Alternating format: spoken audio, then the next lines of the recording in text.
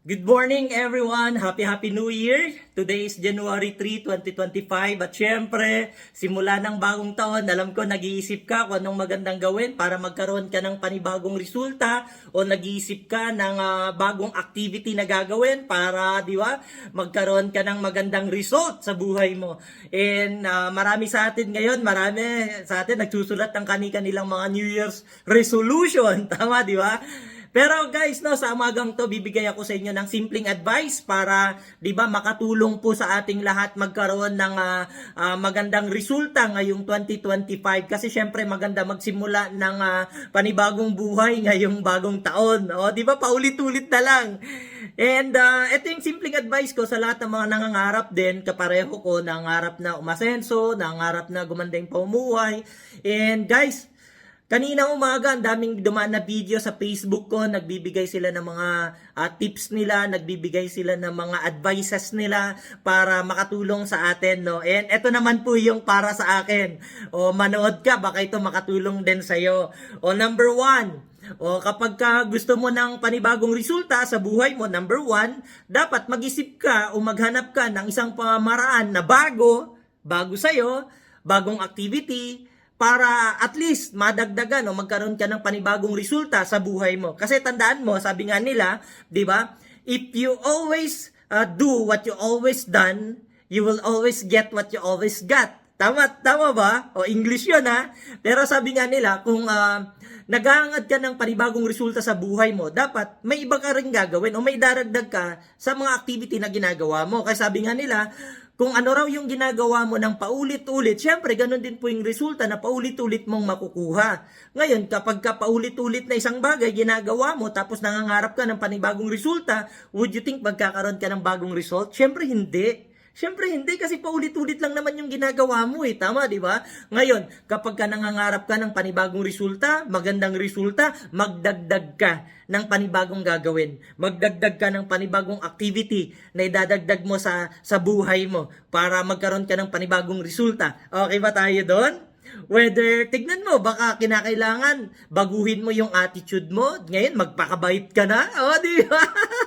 O kaya, tignan mo yung working habit mo. O, di ba? Baka kinakailangan mo ngayon, magsipag ka na. O, di ba? O kaya, baka tignan mo rin yung circle mo, yung environment mo. Baka mga nasa maling tao ka. O, di ba? O, di ba? Baka yan yung mga kinakailangan mong i-adjust. Baka yan yung mga kinakailangan mong baguhin. O, di ba? Para magkaroon ka ng panibagong result. O, di ba? Number 1 yan. Kinakailangan may bago kang gawin. O, kinakailangan may bago kang activity. Tandaan mo yan. Bagong result, bagong activity. Okay ba tayo doon? Pangalawa, kinakailangan, babalik pa rin ulit tayo doon sa basic. Know your deepest why. At dapat alam mo yung purpose mo in life. Okay ba tayo? O kasi tandaan mo, kapag ka nakakalimutan mo yung dalawang bagay na yan, yung purpose mo at yung deepest why mo, kapag ka nakakalimutan mo yan, maniwala ka sa akin. Diyan pumapasok yung mindset na nagre-relax ka, yung nagiging kontento ka na. Iisipin mo dahil wala ka ng deepest why o hindi mo alam yung deepest why mo. O yung deepest why, ito yung mga rason kung bakit kinakailangan mong kunin ang isang bagay. Deepest why, yung sample. Gusto mo magpayaman. Ito yung tanong. Bakit kinakailangan mong magpayaman? Gusto mong umasenso? O ito yung tanong, bakit kinakailangan mong umasenso? Kinakailangan masagot mo yan. O, di ba? Kasi ako dati, tandaan po ninyo, dati mahirap po kami. Ako hindi naman po ako nagmamayabang, no?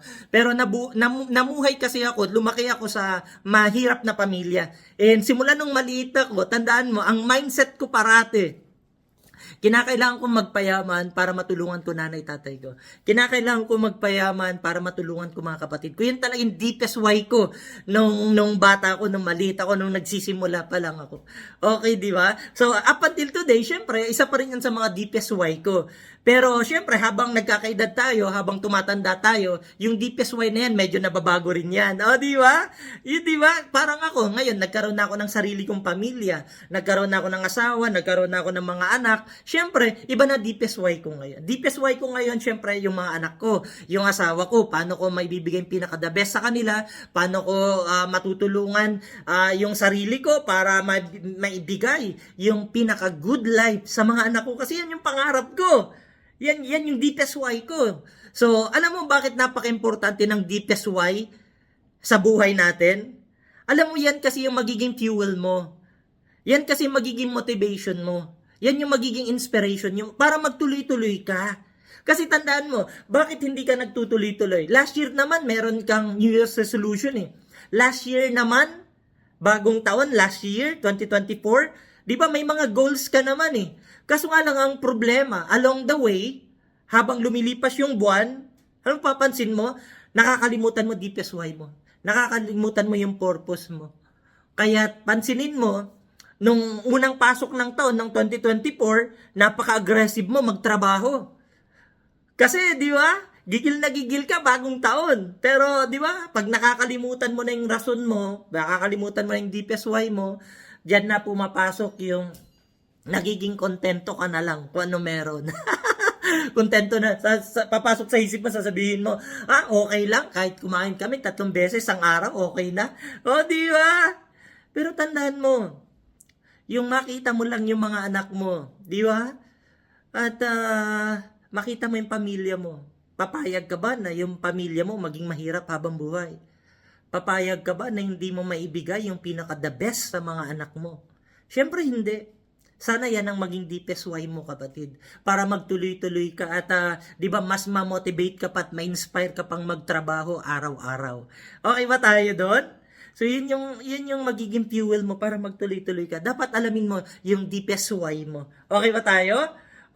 Meron ka ng dalawa. Number 1, dapat may bago kang gagawin. Pangalawa, dapat alam mo yung deepest why mo. Yung purpose mo, dapat alam mo. Pangatlo, know your wanting. Know your wanting. Anong ibig sabihin ko nito? Alam ko, lahat tayo marami tayong plano, marami tayong goals. Ano yan? It's either magkaroon ka ng sarili mong bahay siguro, o magkaroon ka ng additional na income, o yung iba gusto malaking income, di ba?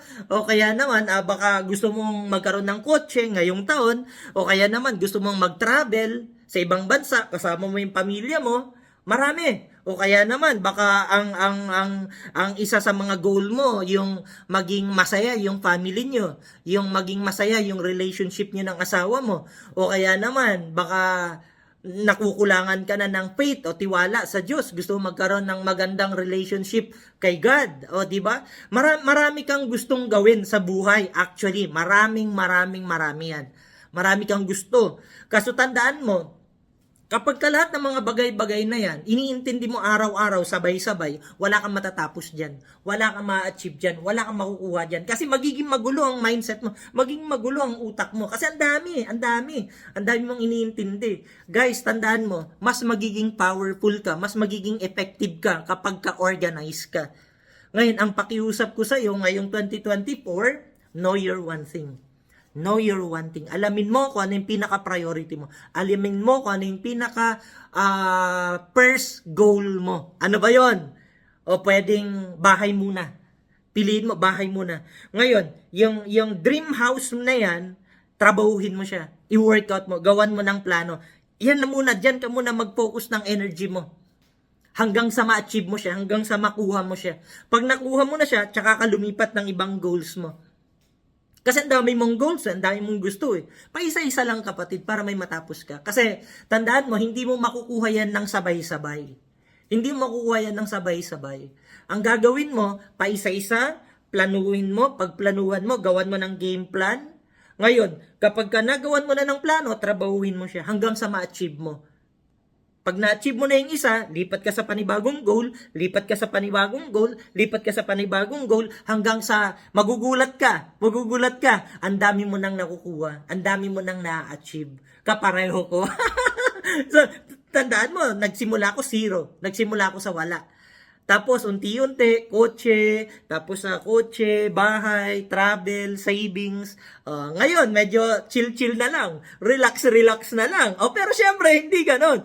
Tuloy tayong magtatrabaho. Bakit? Kasi alam natin yung deepest why natin. Okay ba tayo? Ayan, so meron ka ng tatlo. Meron ka ng tatlo, tandaan mo yung tatlo. Meron pang apat, ito pinaka-paborito ko sa lahat. At paulit-ulit ko tong advice sa lahat. Ano yan? Ito yung number 4 ko. Ito yung tinatawag ko na pagdi-delete ng energy vampire in life. Ano yung energy vampire? Yung mga members ko, alam na alam nila to. Yung energy vampire, simple lang yan. Ito yung mga bagay-bagay o mga tao, mga individual na nagpapabigat ng kalooban mo. Marami yan. Minsan, in denial ka pa eh. Minsan, sasabihin mo, hindi, pero sa totoo lang, masakit sa kalooban mo. Halimbawa, di ba? Minsan mapapansin mo to. Minsan ganito nangyayari. Pupunta ka sa isang lugar, maraming tao. Halimbawa, pupunta ka sa isang birthday party, maraming tao. Ang daming tao, di ba? Ito yung sample, classic example ng energy vampire. Yung tipong pupunta ka sa isang party, maraming tao, sobrang daming tao. Tapos pagpunta mo ron, sa dinami-dami ng tao, meron diyang isang tao. Meron diyang isang individual na hindi ka naman inaano. Di ba? Hindi ka naman inaano. Wala naman sinasabi sa'yo. Pero every time na nakikita mo siya, nabibwisit ka sa kanya. Na-experience nyo na yan? Di ba? Minsan pupunta ka sa isang lugar na may isang tao, hindi ka naman inaano, pero ayaw mo siya makita. Ewan ko. Ang tawag doon, energy vampire. Kung ano naman, ito yung iba naman. Baka may mga tao na nagkaroon ng kasalanan sa'yo way before, nakasakit sa kalooban mo, dati pa. Baka hanggang ngayon, nasa kalooban mo, bitawan mo na yan. Bitawan mo na. Lahat ng mga bagay-bagay, lahat ng mga tao na nakapanakit sa'yo, nakagawa sa'yo ng masama, kalimutan mo na, parang awa mo na. Kasi hanggat nandyan yan sa kalooban mo, hanggat nandyan yan sa kalooban mo, wala kang matatapos. Pinapahirapan mo lang sarili mo. Ikaw din ang talo. Mas maganda na i-let go mo na. Ipag-pray mo na. Bitawan mo na. Di ba? Tapos syempre, di ba patawarin mo na. Di ba? Lahat ng gumawa ng masama sa'yo, kalimutan mo na. Lahat ng umutang sa'yo na hindi nagbayad, kalimutan mo na. Di ba? Di ba? Pero again, para sa akin, kinakailangan kasi master niyo yung emotion niyo. Protektahan niyo parati emotion niyo. Huwag kayong magpapatalo sa emosyon. Control your emotion. Kasi ito talaga magdadala sa'yo. Tandaan mo, pag hindi maganda yung emotion mo, tandaan mo ha, pag punong-puno ng kabigatan o sakit yung kalooban mo, wala kang matatrabahong maganda.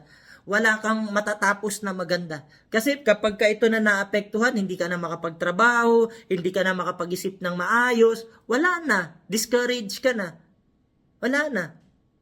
Baka nga, kapag ka hindi ka marunong mag-control nito, baka ma-depress ka pa. Kinakailangan let go mo. Dapat happy lang. Control your emotion. Okay? Huwag kayong magpapakontrol sa emosyon nyo. Halimbawa, nagagalit ka sa isang tao. Wag ka nang makipag-away sa kanya. Umiwas ka na lang. Tapos, kalimutan mo. Di ba? Para, di ba? Kasi ang emosyon, lilipas din yan. Ang emosyon, ngayon lang yan. Pero bukas makalawa, mawawala din yan. Naniwala ka sa akin. Pero kapag ka paulit-ulit, di ba, yung sakit, dinaramdam mo, hindi ka marunong magbitaw, hindi ka asenso. Ito, hindi ko makalimutan, sinabi sa akin ni Boss Joe. Ito, hindi ko makalimutan, sinabi sa akin ni Boss Joe. Sabi sa akin, Toots, gusto mo yumaman, gusto mo umasenso. Sabi niyo, Toots, ganito ka, gusto mo lumipad, gusto mo umasenso, gusto mo mabago buhay mo. Tandaan mo, lahat ng pabigat in life, lahat ng pabigat sa buhay mo, sabi niya sa akin, kapag ka bitbit mo yan, lahat ng pabigat, bitbit mo sa pag-angat mo, hindi ka aangat, hindi ka aasenso. Kasi maraming pabigat eh. Ang gawin mo, lahat ng pabigat sa buhay mo, bitawan mo. Lahat bitawan mo. Tapos, arangkada yan. Pag umarangkada ka, tsaka mo sila balikan.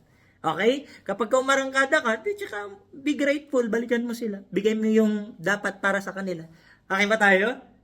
Delete Energy Vampire 2025, dapat wala ka ng kasamaan ng loob. Dapat maluwag na kalooban mo para masarap magtrabaho. Okay ba tayo? Number 4, meron ka ng 4. Number 5 naman tayo.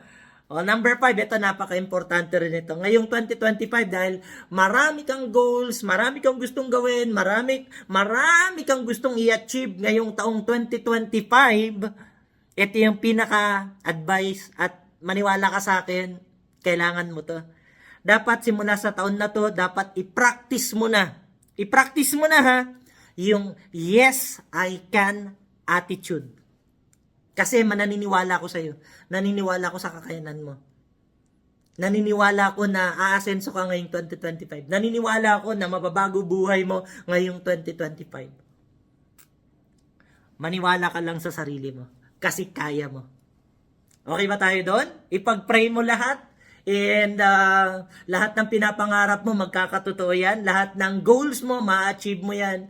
Kasama mo kami, especially sa lahat ng mga nasa JC na, nasa tamang kumpanya na kayo, sipagan nyo na lang. Lahat ng mga nasa JC, dropshipping business na, kapareho ko, sipagan na lang natin. Sabay-sabay tayo magpayaman, sabay-sabay tayong aasenso. And with that, guys, I am Toots Damasco. And kapag halimbawa lang, nag-iisip ka na magsimula ng magandang gagawin ngayong 2020, samahan mo ako dito sa JC Dropshipping Business na meron kami. God bless everyone. Kita-kita tayo. See you.